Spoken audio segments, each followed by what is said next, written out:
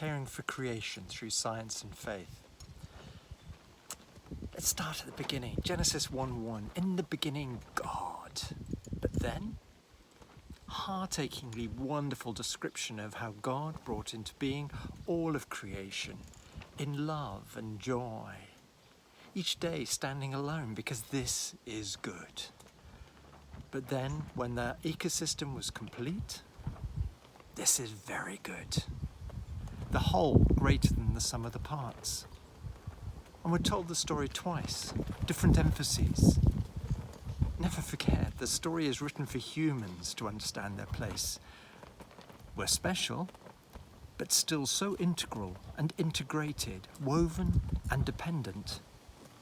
And we're told the story so that humans may play their part, principally to enjoy and revel in the beauty and harmony, but then in some small, intimate way, working with God's loving creation to discover, to protect the intricate interrelationships and reflect that wonder back to God, to worship Him. So as a scientist, firstly as a zoologist, then as a medical doctor, and latterly as a climate scientist, I've been increasingly distressed by the distortion of the creation.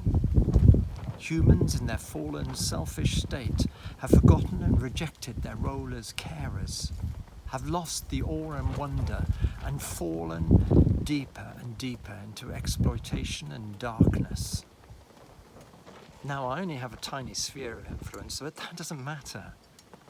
What matters is how I use that. Jesus didn't ask more of the boy than to give his bread and fish lunch and to trust Jesus. What do you enjoy doing? Because do it in love. For me, it's looking at things, so it's not surprising I take part in citizen science projects like the bumblebee surveys, regular moth trapping, join others in sharing what's delighted them in the local area today. Through being a trustee in 2 organisations, I try to instill a love of the ground of which we're guardian. Our own garden, small it may be, but it's gradually being shaped for a broader, deeper ecosystem. And just the joy of seeing the first dragonflies hatch, the first time, which happens to be this year, spotting a silverwash fritillary, the increasing number of birds coming to the feeders. Take delight in it. Do I despair? Yes, I do. Sometimes. But God never promised an easy life. He has promised a joyful one.